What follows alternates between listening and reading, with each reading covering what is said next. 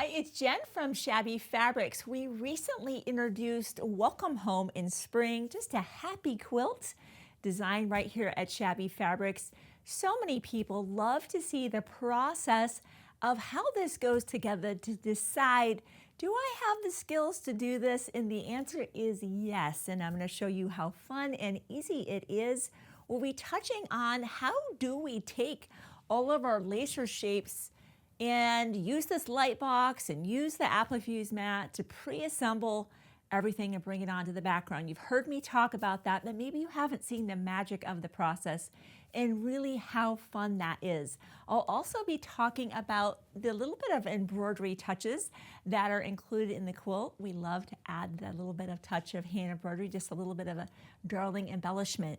One of the things I like to do along the journey of a block of the month is to keep track of my blocks. I am the first to admit I have literally lost a block of the month just because busy with life, busy with kids, and where did I put that? Eventually found that, but I sure wasted a lot of time. I was frustrated. For that reason, we have put together the June Taylor Project bags. It's a set of 2 in the same beautiful fabrics that we use for the collection, so that when you finish block 1, you can put that inside this beautiful zippered pouch. You have 2 to choose from, 2 different sizes. The block is now kept safe. Nothing's gonna get dusty, nothing's gonna spill on that, and you know exactly where that is. And you can also be putting your pattern diagrams in there as well. These are so fun to make. And even when this block of the month is over and you've taken all the blocks out and obviously made the quilt, you could use that again for a future block of the month. So be sure to pick that up. I'm finding keeping organized keeps me just happier in my sewing room. I have spent a lot of time, wasted time, looking for seam rippers, looking for quilt blocks, looking for thread, needles. It goes on and on. So these help us stay organized. If you haven't already picked up your backing fabric, there are some limited backings available, and this is the thread set that we're stitching everything down with. And if you haven't grabbed your spot in this program, do that right now. We have limited spots available. We cannot add to this program. In fact, Moda is sold out of most of these SKUs now. And so we feel very fortunate we even got the fabric to do our block of the month. So without further delay, let's talk about what you can expect with our block of the month program. Of course, you're getting a portion of the quilt each month. I love that, a shipment to look forward to. It's so much more manageable to say, I'm just focusing on this block right now, and next month I'll focus on the next block. And it's just more affordable too. Rather than laying out a lot amount of money all at once, it's nice to have that kind of balanced out over that period of time. Each month you'll be looking forward to getting a portion of your pattern, and I'll just show you what you can expect to find here. Instructions that are showing you exactly what size to be cutting your backgrounds to. We have some fun patchwork in here as well.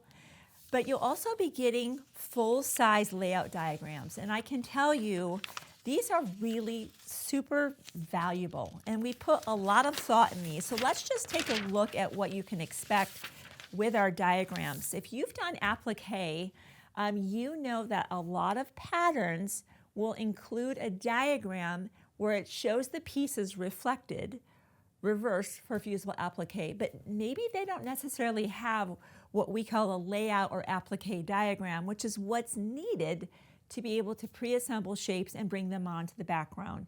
You can have the confidence of knowing anything redesigned here is laid out the same way, where we have all of the pieces numbered. What's that all about? Piece number 1 says that this piece goes down first, followed by piece 2, piece 3, and piece 4. You don't have to guess on that layering sequence. I've seen plenty of patterns. I've used those patterns where I'm trying to make that visual juxtaposition of what's my piece the furthest in the background, what's next, and I've absolutely gotten that off, only to figure that out during the assembly process, and it's too late. So we take the guesswork out of that by numbering those, so you don't have to wonder. The other thing that you can rely on with our patterns is the dashed lines let you know when one piece lies underneath the next. So you can see piece number 2 here with this dashed line is saying that the piece number 2, which is right here, is of course sitting behind that house peach, which is laying on top. That's again just helping you understand how all of this goes together. The solid line will be your background. You can choose to cut your background to that exact size now, or you can leave your background slightly oversized, lay all the pieces out, and trim up later. In this case, I went ahead and cut my background to that exact size so you're able to see my footprint. So what is this business about being able to pre-assemble before we move things onto the background? You can see here that the tree, the trunk, and this is really kind of a unit. That is something that I can pre-assemble separately and be able to move onto the background as a unit. Similarly, our pathway, greenery, and the house is another unit all by itself, and then there's the cloud. So let me go ahead and I'm going to turn the light box. This is a wafer 2 light box. Maybe you have a light box at home. If you don't, this is a great size. Wafer comes in 1, 2, and 3. The 1 is the smallest, the 3 is the largest, the 2 is right in the middle. It works for most projects. Unless you're working on something really big, a 2 is probably all you need. The Appliqué mat is a great tool to be able to work the magic. This comes in 2 sizes. This happens to be the large size, and is the size I'll be using today. There's another size, and I really kind of use those for smaller projects. I use a smaller Appliqué mat, and for the bigger projects, of course, I use that larger mat. So let me go ahead and get this turned.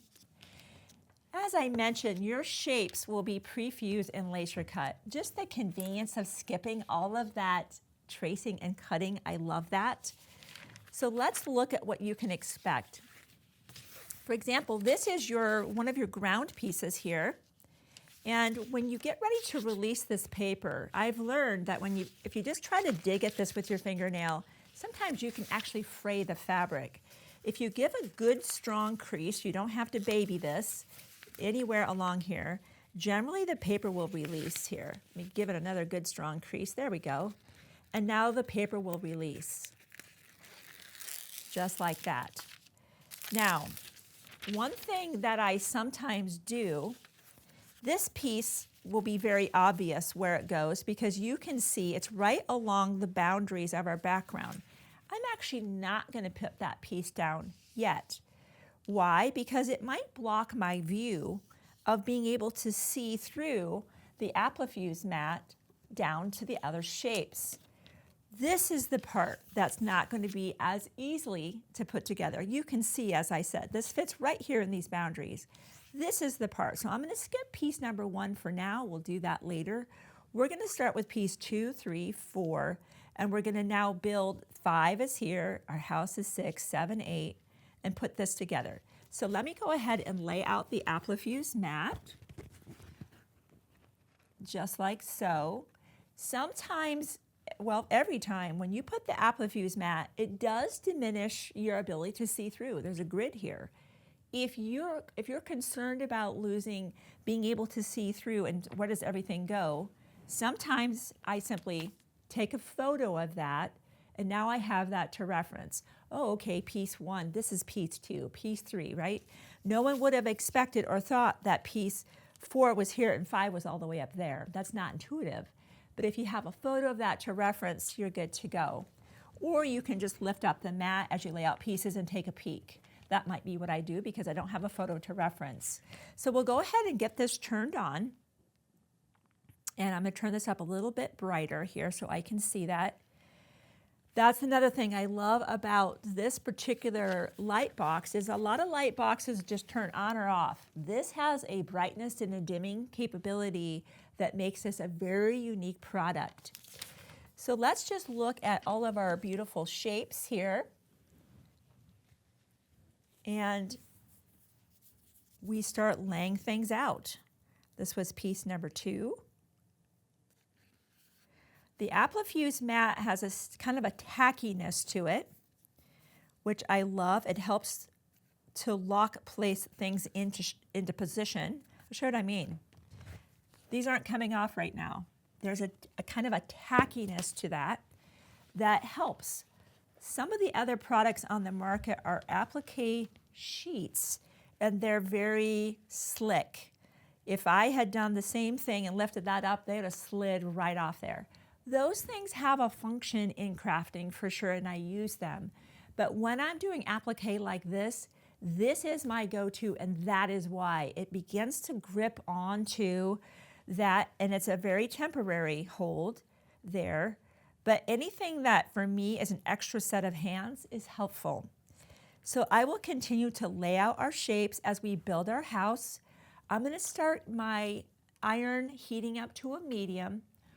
Most fusible applique products cannot accept that extreme heat that we use as quilters, that linen setting.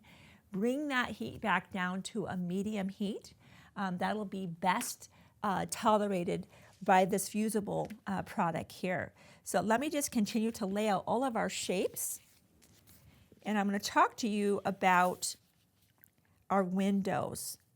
In fact, let me just keep, once I get to that, I'm going to pause and we'll talk about the windows and why I'm going to talk about the windows.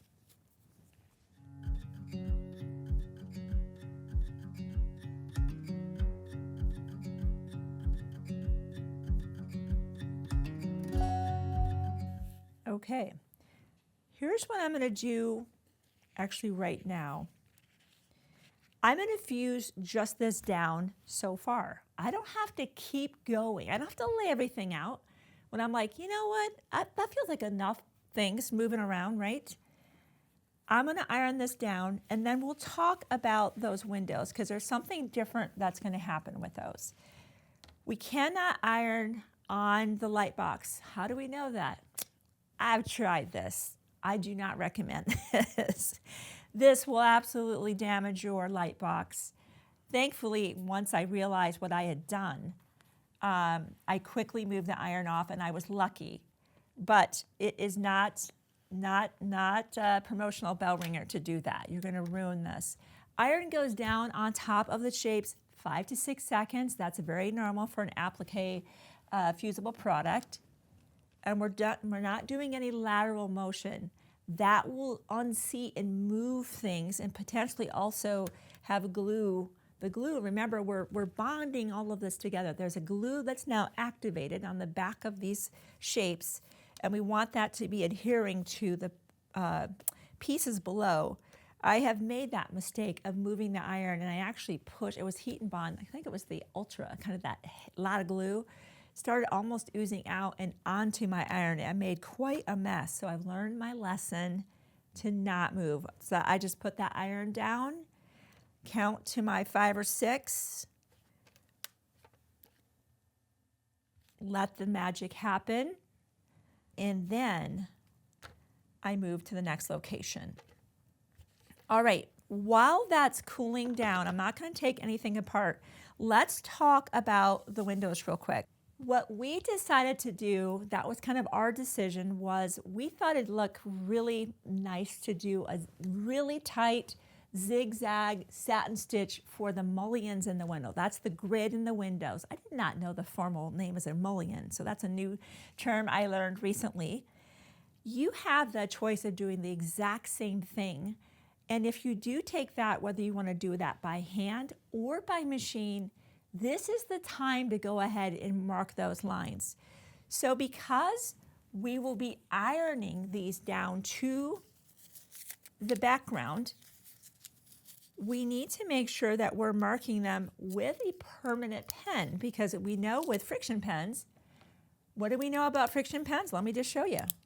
If I draw a line, the moment heat is introduced, bye-bye line. That line is now gone. So just keep in mind that if you're going to pre-mark the mullions, which we highly recommend, grab a permanent marker. A micron is great. Anytime you want to mark a permanent line. So I'm just going to take this off. The easiest way is to simply put this right back on top of your grid, get a ruler, and draw the lines. And that's exactly what I'm going to do. So I'm just going to put this right on top of that. I can even see the lines. I don't even need to turn the light box on. Once I'm sure I'm in the right location, try to get that as straight as I can.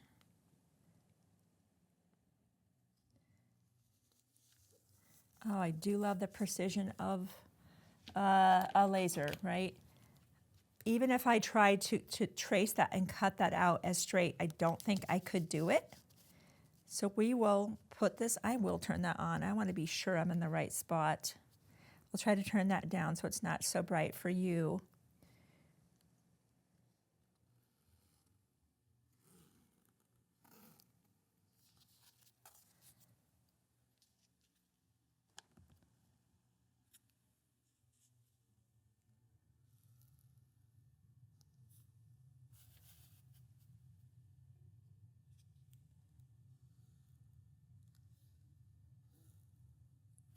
So you can see now that needed to happen, because if I had put the windows on this and later tried to draw that mullion on, I'm now looking through this fabric and this fabric trying to see the diagram.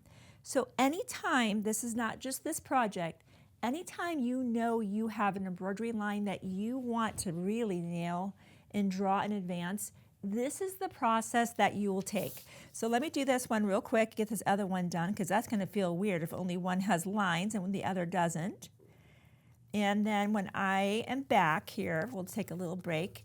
We will go ahead and put the windows on, the door, and continue with our showing you the amazing process of using these elements in combination.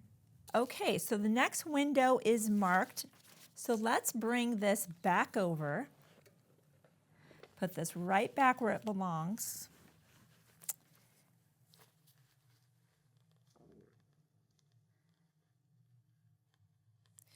And I would have, because I've been appliquing for a long time, I would have recognized, probably going into this block, all right, I'm going to go ahead and pre-mark my windows. That's done.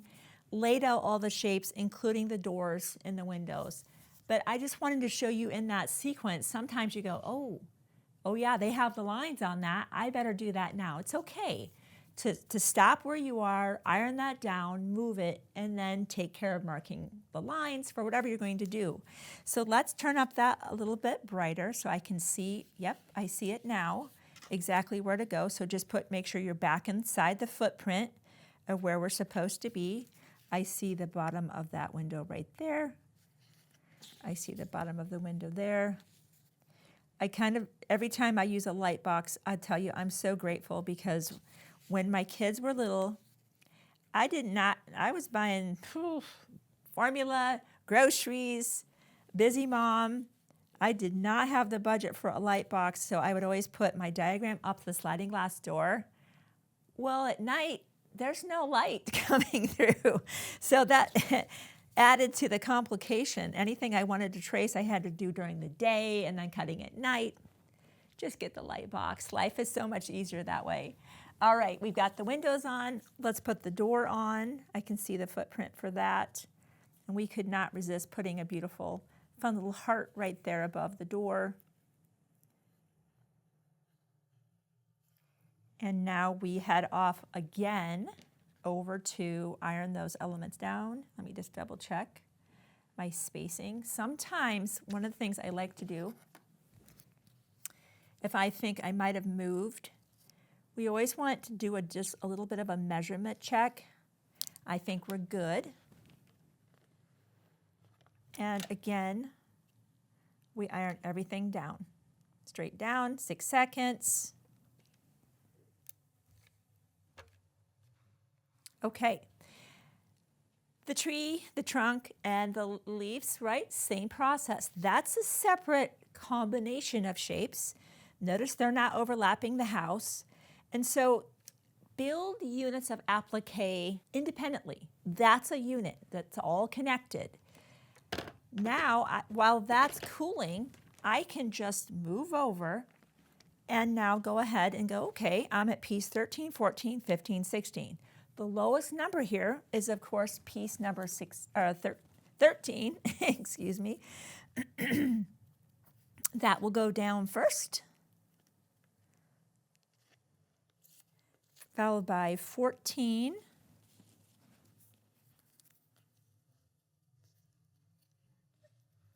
15, And this cute fabric here. What a fun color this is. And again, 5 to 6 seconds. How fun. You skip the tracing, you skip the cutting, you know exactly where things go together, ironing it together, and how quickly now you're able to move that onto the background. While this one is cooling, let me go ahead and start to peel this away.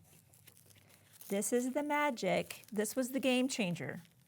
Back in the day, we did not have these diagrams, and I see I didn't iron this down enough, no problem.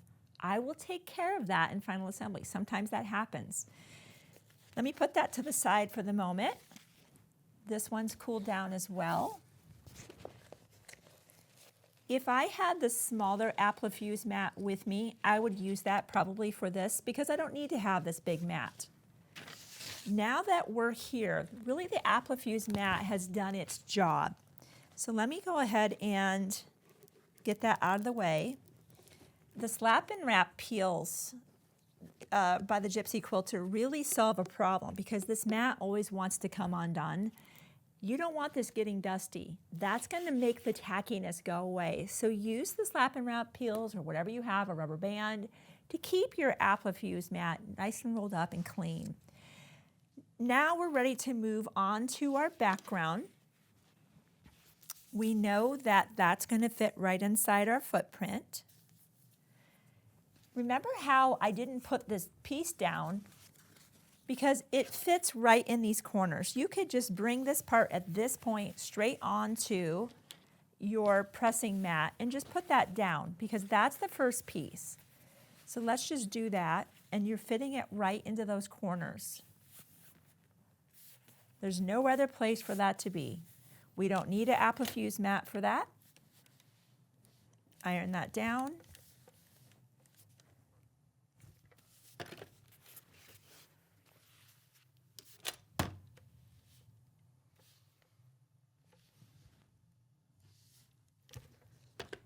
Okay, let's head back to our diagram now. And really, for the most part, at this point, I can see clearly where that house is going to go. See through that, no problem. Now I will need that light box because I do want to get that heart exactly where it's supposed to be, back there. But you can see now, you seeing the outline? Let me just turn that on. That's why we have this thing. Let's look at that. Notice above, with the light off, I can see the upper portion because the background is nice and light. I can't see anything down in the ground though, but I sure can now. It is refreshing. I'm not straining to see things. I easily see where everything goes so I don't get a twist or a turn down at the bottom. I can really dial this in. I'm not in the ballpark. I'm dead on now because I can see everything. And I see right there's where that heart was supposed to be. And off to the side, we have a lovely cloud. So for one final time, we'll gently move this over.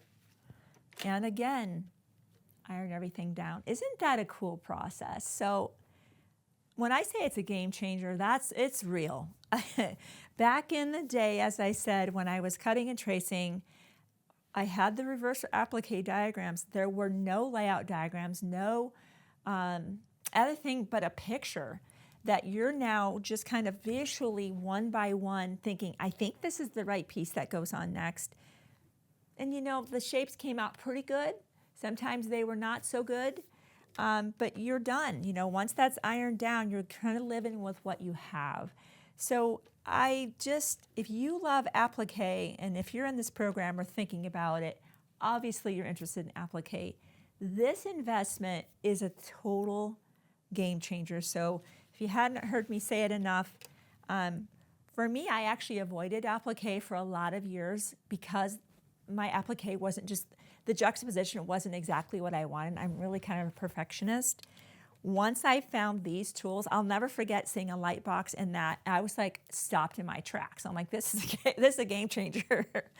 And next thing I know, I was back to loving applique again. And it was a lot more fun. And with laser cut, I'm not spending the time tracing and cutting. The shapes are perfectly cut out for me and I can just get into the fun.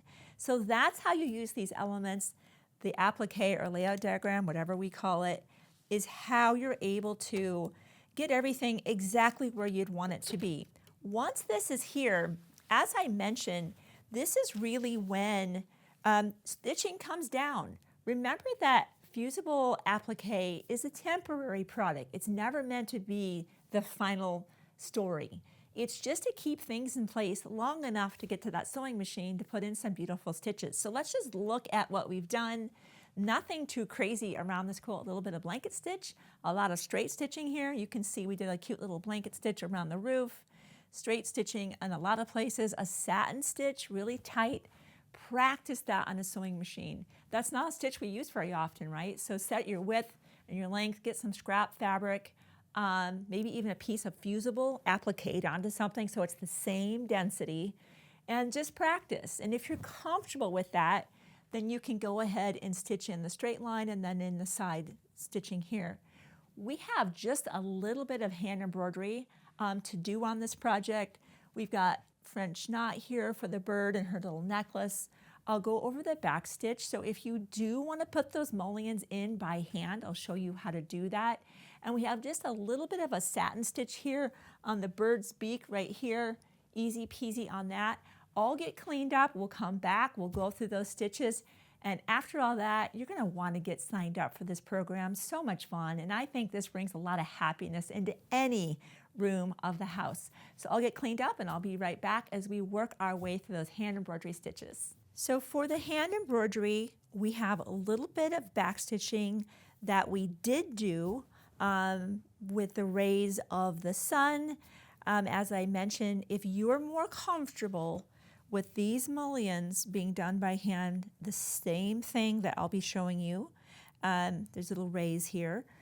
Same technique. It's easier when it's a straight line, but I did a little bit of a curve so we can see how we manage that. French knots, one of the most classic stitches. And then in our second block, our little beak of our bird here, that is filled in with some solid stitches there. So we'll definitely jump into that. These are easy to do. There's a guide as well. I'm going to show you everything you need to do, so you don't need to buy the guide. But if you want to really do something else, or maybe you're really enjoying embroidery and you want to keep going, this is just like the Bible of embroidery. There are so many stitches in here. And if you're left-handed, I know how hard that is. My husband's left-handed. He talks about that, where all the demonstrations are always from a right-handed person, and he has to reflect that concept. So if that's you, maybe that's a great reason to grab the guide, or you just want to do something else altogether. I'm using some Richard Hemming needles, inexpensive. Grab your favorite needle.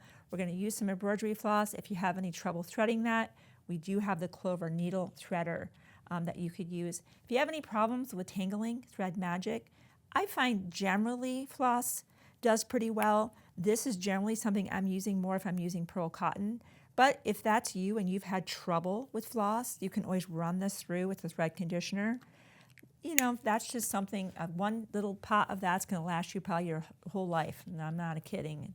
One is all you need if you need it at all. I threaded 2 strands of embroidery floss. If you want a bulkier look in embroidery, you could use 3 strands. That's your choice. And I've just put a knot on the end. So let's start off with our back stitch.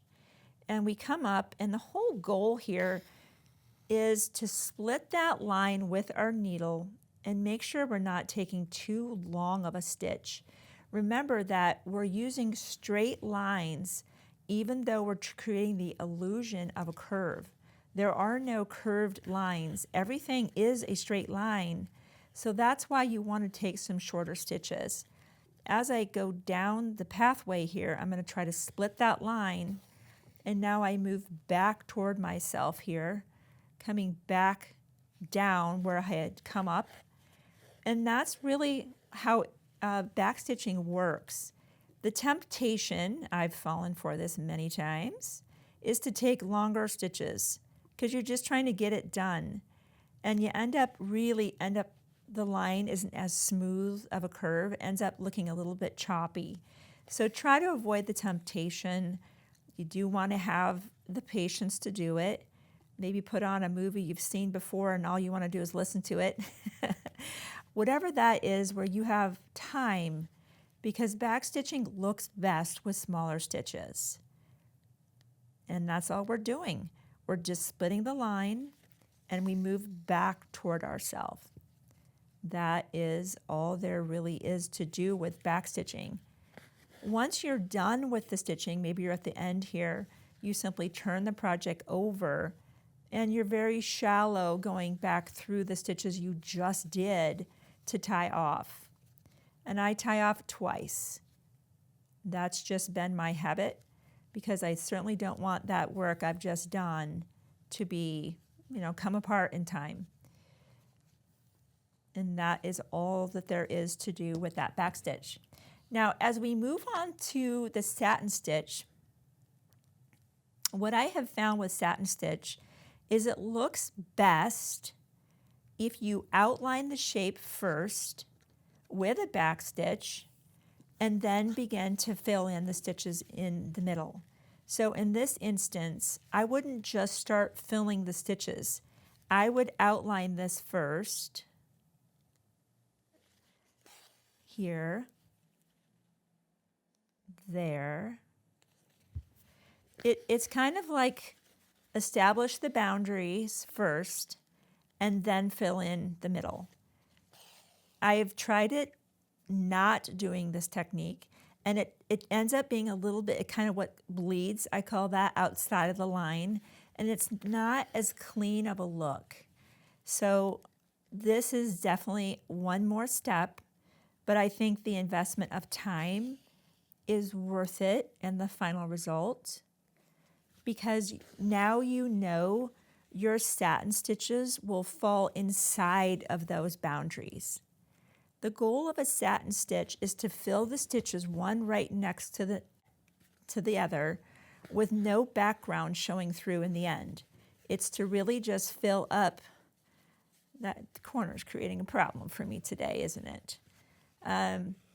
It's to fill that space so no background is showing. So it's another one that takes a little bit of time, making sure that those stitches are stacked right next to each other.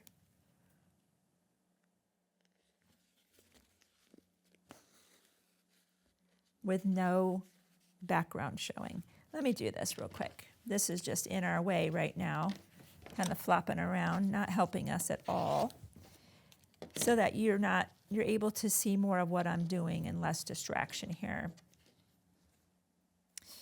So we keep stitching, filling that in.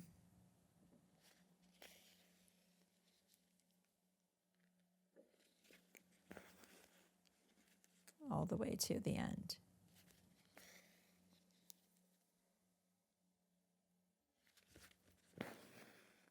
And one more.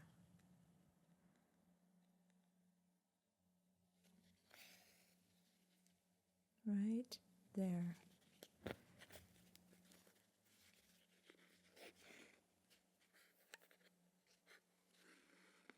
There we go. And that whole area is filled in, and we have our nice boundaries, nice and clean looking.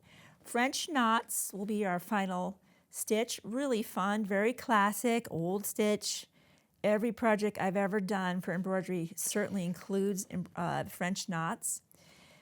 So French knots, let me just undo this so we don't have any twists and turns. Sometimes you can see that untwisting right now. Sometimes if you're starting to get thread tangled up or floss tangled up, it's just a matter of kind of letting that untwist. And this is probably a little bit long. I'm going to trim that a little bit too. That can also create problems. Sometimes I just let that needle drop. Look how it spins, right? That's how I know now I'm untwisted. I'm going to have less of that binding up, something that you just learn as you're cross-stitching or doing embroidery that just starts to twist. French knots, we come up And I'll try to get my hands out of the way so you can see this stitch. The thread will come to the left, or floss will come to the left, and the needle will come in front, and we wrap around the needle. This is 2 strands of embroidery floss. If I want a nice bulkier knot, I might use 3 strands of embroidery floss, maybe even 4. I've even used all 6 of embroidery floss if I really want a lot of bulk. So that's going to be your preference, but we have 2 strands today. So I'll just show you what happens when we wrap around the needle twice. The needle goes in front, we wrap around once and twice. We pivot down, back into the hole where we came up. Notice I've trapped my thread to the left as I pull through. Now that's pretty small. Not, to me, too small. I, at this point, would either probably bulk up to 3 or 4 strands, or the other option would be more wraps. Let's say we're like, no, that's not it. I want to do 4 wraps. 1, 2, 3, 4. We pivot back down. Now you need to make sure that you're really trapping that floss, and now we'll pull through. You can see now that knot is twice as big as the first because we had twice as many wraps. It's easier to bulk up the thread or floss than to add more wraps. More wraps can sometimes lead to knots before it enters into the fabric. So if you let go, let me show you what not to do. How do I know? Because I've done it myself so many times. Let me show you what not to do. 2, 3, 4, I come down and I let go. And I'm not managing the thread off to my left. Let me start that again. Let me start this again. This is what not to do here. Actually, this whole thing, right? This is what it all leads to, is you've got a knot up above here. So the point being, whatever technique you take, you must trap the thread to the left to keep this knot from riding up. Now I won't be able to pull this through because I've already created a knot up above, and now you've got a problem. So no matter what you do, you need to make sure that you're trapping that thread. And let me just show you one good one last time. I don't like leaving off on what not to do. We want to emphasize what to do, right? We know we don't want to do that. So one last time, bulk up your thread if you want a bigger knot. Let's just go for 3 wraps this time. 1, 2, and 3.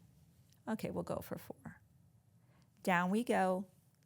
Slide the knots down till they're touching the fabric. Trap the floss. Keep that trapped until you have to let go. Now, usually, as is this case here, you've got this whole shape here that you've got an applique shape generally. So you're able to usually go very shallow into the background fabric without coming to the surface, to the front, and be able to tie off the same way. So that's it. Really very easy to do these embroidery stitches. Again, maybe you're a lefty or you like to just have that visual reference in hand. If that's you, be sure to pick up this and those many more stitches, and maybe you want to even change the stitches. So that's all there is for all of the hand embroidery for the Welcome Home and Spring blocks. So once you have all of the applique done, the little bit of hand embroidery, of course you're keeping your blocks in safekeeping, either in your favorite spot in your sewing room or maybe in our bags here that we have available, that kit. Once you have everything together, and it's finally time to be able to do a little bit of patchwork, easy peasy of course, just some simple squares sewn together. This is when the sashing will come in, our inner borders, our outer borders, and our binding. So not a lot of patchwork on this. As you know, some of our BOMs have a lot of patchwork or exclusively patchwork. Some are a combination. This is obviously mostly applique. So that was really what I wanted to go over, is for the applique, a lot of people are kind of still very curious of like, I don't really get how that process works. Hopefully you can see that even a beginner could easily do this and have wonderful success. So if you have not already subscribed, be sure to do that. And if you haven't gotten your spot in the program, at the time of this filming, we do have some limited space available. Get over there right now and grab your spot. Let a friend know as well. Grab your backing, your thread set, any of the notions you might need. And I look forward to seeing you soon on another video at Shabby Fabrics.